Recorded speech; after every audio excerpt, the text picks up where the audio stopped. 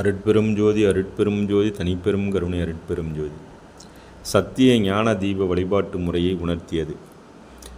1873 ஸ்ரீமுக வருடம் கார்த்திகை மாதம் புனர்பூச நட்சத்திரத்தில் உள்ளிருந்த விளக்கை திருமாளிகை புறத்தில் வைத்து, இதை தடைபடாது ஆராதியுங்கள், இந்த கதவை சாத்திவிடப் போகிறேன். இனி கொஞ்ச காலம் எல்லோரும் ஆண்டவர் இப்போது தீப முன்னிலையில் விளங்குகிறபடியால் உங்களுடைய காலத்தை வீணீர் கழிக்காமல் நினைந்து என்னும் தொடக்கமுடைய 28 பாசுரம் அடங்கிய பாடலில் கண்டபடி தெய்வ பாவனையை இந்த தீபத்தில் செய்யுங்கள். நான் இப்போது இந்த உடம்பில் இருக்கிறேன், இனி எல்லா உடம்புகளிலும் புகுந்து கொள்வேன் என்று பெருமான் திருவாய் மலர்ந்து அருளினார்கள். அது முதல் இந்நாள் வரை மேட்டுக்குப்பம் என்னும் சித்திவிலாக திருமாளிகையில் பெருமானாரால் எடுத்து வைக்கப்பட்ட தீபம் தடைபடாது விளங்கி வருகிறது. அந்த தீபத்திற்கு சத்திய ஞான தீபம் என்னும் திருப்பெயர் வழங்கி சிறப்பித்துள்ளார்கள்.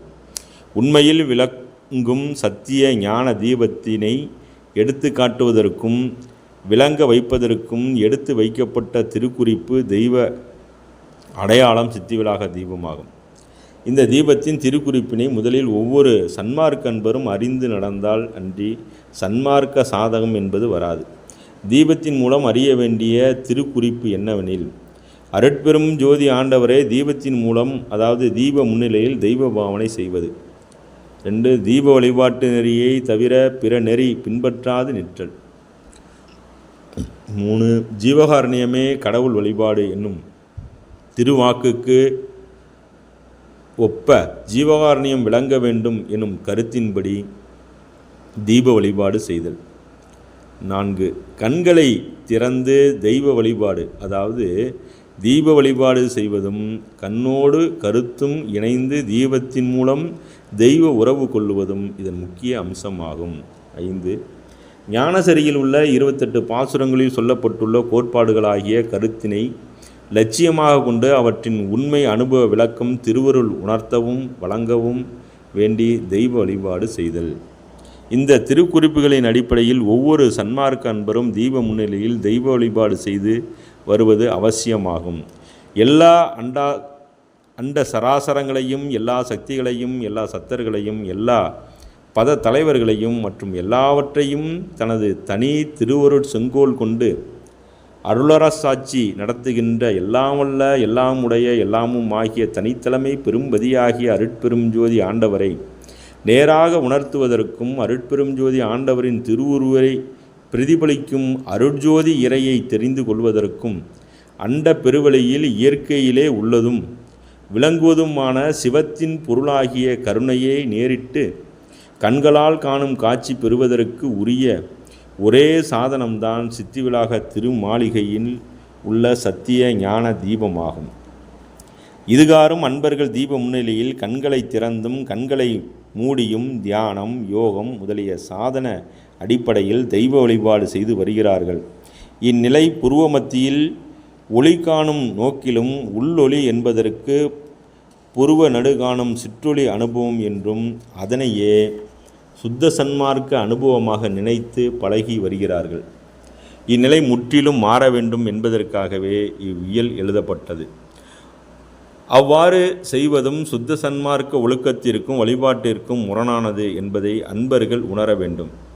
கண்களை திறந்து தீபச்சுடரை உற்று நோக்கி மனம் முதலிய கரணங்களோடு தெய்வத்துடன் மானசீகமாக உரையாடுவதும் உறவு கொள்வதுமே சரியான முறையான சுத்த சன்மார்க்க தீப வழிபாட்டு முறையாகும்.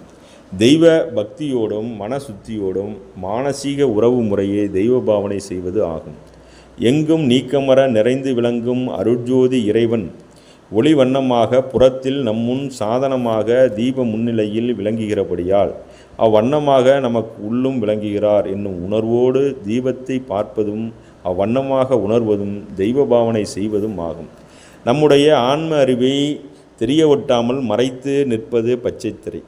ஆன்ம அறிவு விளங்கினால் அன்றி சன்மார்க்க அனுபவம் என்பது கிட்டாது. அதனால் நம்முடைய அறிவை மறைத்து நிற்கக்கூடிய பச்சைத்திரை விலக வேண்டும் என்னும் கருத்தின்படி தீப முன்னிலையில் பிரார்த்தனை செய்ய வேண்டும்.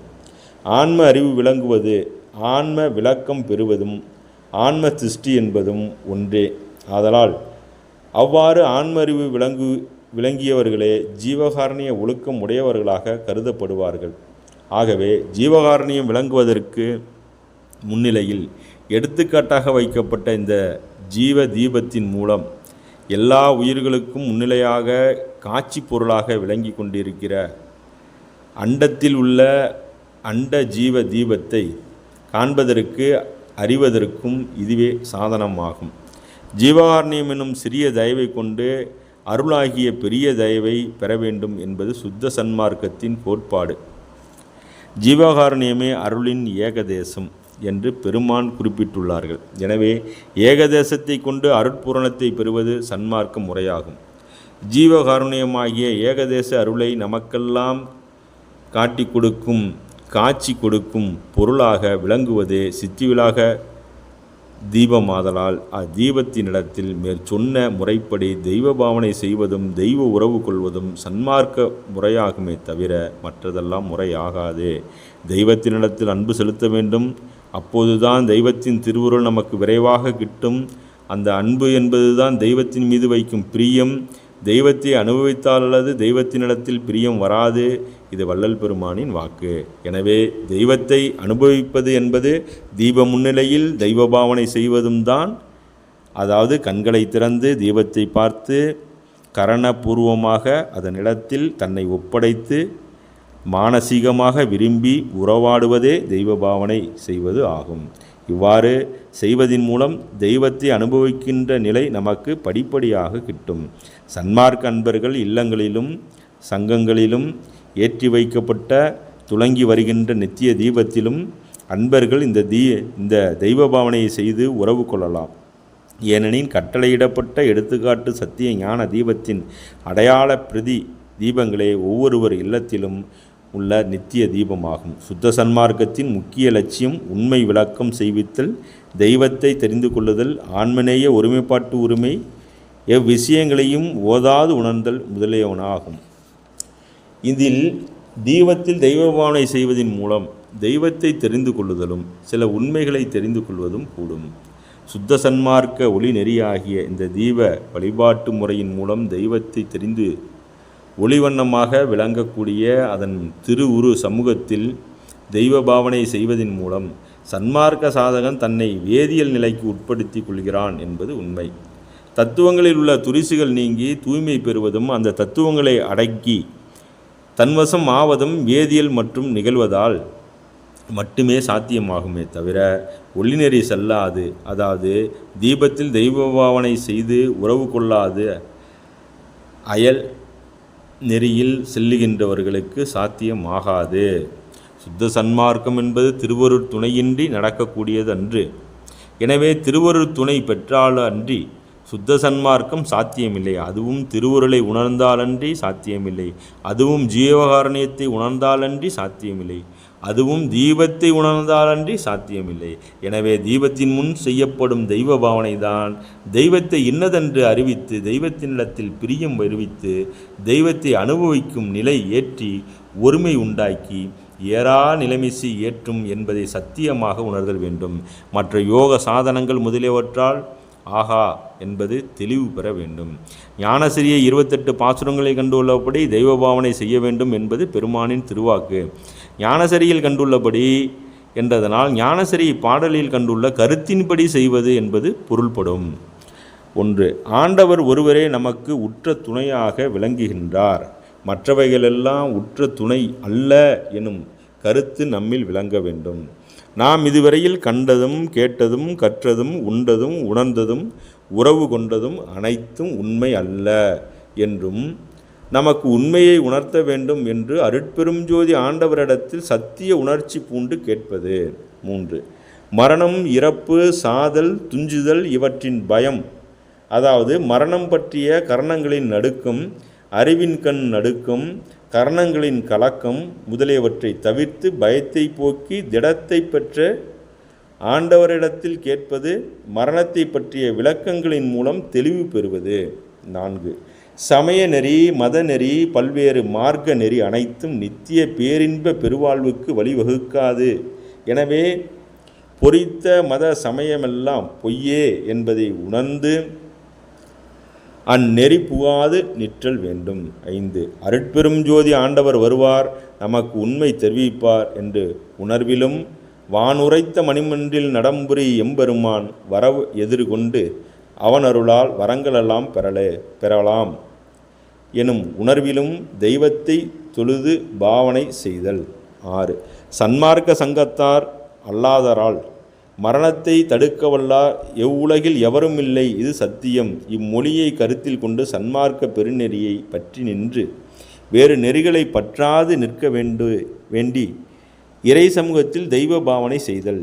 7. மரணமிலா பெருவாழ்வில் வாழ பெறுவோம், பொற்சபை சிற்சபை விளக்கம் பெற்று அனுபவம் பெறுவோம் எனும் சத்திய வார்த்தையில் நம்பிக்கை கொண்டு தீப முன்னிலையில் தெய்வத்தை தெரிந்து சதா அதனை நினைத்து பின் உணர்ந்து அப்பால் நெகிழ்ந்து சிவானுபவம் பெறுவோம் எனும் உணர்வில் படிநிலைப்படி உணர்ந்து தீபத்தில் பாவனை செய்தல். 8. உண்மை உரைக்கின்றேன் என்றும் சத்தியம் சொல்கின்றேன் என்றும் என் வார்த்தை அனைத்தும் இறைவன் வார்த்தை என்றும் பொய்தான் ஓர் சிறிதனினும் புகழேன் என்றும் ஒருமையினால் உற்றமொழி உரைக்கின்றேன் என்றும் உறவனன்றி பகைவனென எண்ணாதீர் என்றும் மெய்நிலை ஒன்றையே அறிந்து பெருக என்றும் வைதாலும் வாழ்த்தன கொள்வேன் என்றும் இவ்வாறெல்லாம் நம்மீது கொண்ட கருணையினால் நமக்கெல்லாம் நம்பிக்கையை வருவிக்க வேண்டும் என்ற உயர் நோக்கத்தில் சத்தியம் செய்து சொல்கிறார்கள். ஏனெனில் தீப வழிபாட்டில் அதாவது ஒளிநெறியில் உண்மை நம்பிக்கையும் அனுபவமும் பெற வேண்டும் என்பதே ஆகும். அதனால் அந்த நம்பிக்கை மிகுந்த சத்திய உணர்ச்சியை பெறுவதற்கு தீப முன்னிலையில் நமது கருவிக்கரணங்கள் அனைத்தையும் ஒப்படைத்து உண்மை பதியை ஓர் உறவென்று அடைந்து போற்றி மனங்கணிய வழிபாடு செய்தல் வேண்டும். மேற் சொல்லப்பட்ட ஞானசரியை கண்டுள்ள அந்த 8 கருத்துகளையும் சன்மார்க்க சாதகன் கருத்தில் கொண்டு அந்த பாவனையிலேயே வழிபாடு செய்தல் வேண்டும். நமக்கெல்லாம் முன் சாதனம் கருணை யாதனினால் முதற் சாதனமாக அருட்பெரும் ஜோதி தனிப்பெரும் கருணை அருட்பெரும் ஜோதி எனும் மகா மந்திரத்தினை முன்னிட்டு சாதனமாகிய கருணை என்னும் தீப முன்னிலையில் அமர்ந்து கண்களை திறந்து தீபச்சுடரை 2 கண்களாலும் கவ்வி தன்னையே ஒப்படைத்து மகாமந்திரத்தை 3 முறை மனதுக்குள் சொல்லி பின் மேலே கண்ட கருத்துகளின்படி தெய்வ பாவனை செய்து பின் 3 முறை மகாமந்திரத்தை சொல்லி மீண்டும் தன்னுடைய மனம் வாக்கு காயத்தினை இறை சமூகத்தில் ஒப்புவித்து விண்ணப்பித்து வழிபாடு முடிக்க வேண்டும். வள்ளல் பெருமான் தீபத்தை புறத்தில் வைத்து வழிபட சொன்னார்கள். கடைசியாக நான் இப்போது இந்த உடம்பில் இருக்கின்றேன், இனி எல்லா உடம்பிலும் புகுந்து கொள்வேன் என்று திருக்குறிப்பு திருவார்த்தையும் அருளினார்கள். இதன் உண்மை யாதனில் பெருமான் சொன்னபடி, அதாவது இந்த இயலில் மேற் சொன்னபடி தெய்வ பாவனை செய்து வருவதன் மூலம் தெய்வத்தினிடத்தில் உறவு கொள்பவர்கள் யாவர்? அவர் உடம்பில் தான் புகுந்து கொள்வதாக திருக்குறிப்பு அருளி இருக்கிறார்கள் என்பதை உணர வேண்டும். இனி எல்லா உடம்பிலும் புகுந்து கொள்வேன் என்றது கடவுள் ஆன்ம வியாபகமாகிய காரியப்படுகின்ற மனித உடம்பை மட்டுமே குறிக்குமே தவிர மற்ற உடம்பை அல்ல என்பதை உய்த்து உணர வேண்டும். இவ்வாறு வழிபாடு செய்யக்கூடிய எல்லா மனித உடம்பிலும் புகுந்து கொள்வேன் என்று பொருள்படும். புகுந்து கொள்வேன் என்றதனால் மறைவாக இருந்து அவர்களை காரியப்படுத்துவேன் அல்லது நடத்துவேன் என்று பொருள்படும். உடம்பு என்பது ஜீவனோடு உடன் செல்லும் கரணங்களை குறிக்கும். அதாவது மனம், புத்தி, சித்தம், அகங்காரம் என்னும் அந்த கரணங்களை குறிக்கும். அதனால் கரணங்களில் மறைந்திருந்து நீர் அகங்காரத்தன்மையை கொஞ்சம் கொஞ்சமாக வழங்கி சன்மார்க்கத்திற்கு உரியவனாய் உள்ளிருந்து நடத்துவார் என்பதே பொருள்படும். இதனால் ஒளிநெறி நின்று தீப வழிபாடு செய்து சன்மார்க்க சாதகம் செய்யும் அன்பர்களுக்கு உள்ளும் புறமும் பெருமானே துணை நின்று இயக்குகிறார் என்பதை சத்தியமாக உணர்தல் வேண்டும்.